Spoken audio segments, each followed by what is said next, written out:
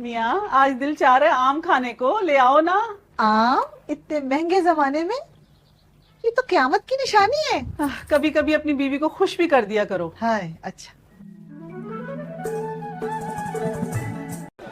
आम कितने के किलो? 150 रुपए किलो। क्या इतने महंगे आम? मैं तो आगे जाता हूँ। जी मियाँ जी। सब ने मिली भगत कर रखी है। अबे आम क्या किलो दिए हैं? सिर्फ 80 रुपए किलो बाबूजी। इतने खराब आम भी 80 रुपए किलो? मुफ्त चाहिए तो वो सामने कन्वे के पास दरख्त है, जाके तोड़ लो। वाह मुफ्त के आम, किस्मत जाग उठी।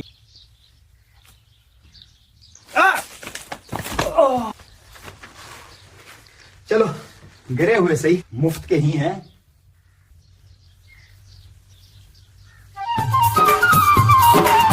भैया क्या माजरा है? मालिक मैं आम तोड़ते हुए फसल गया, बस निकाल लीजिए, सर्दी मार देगी। 200 रुपए दो, तब निकालता हूँ।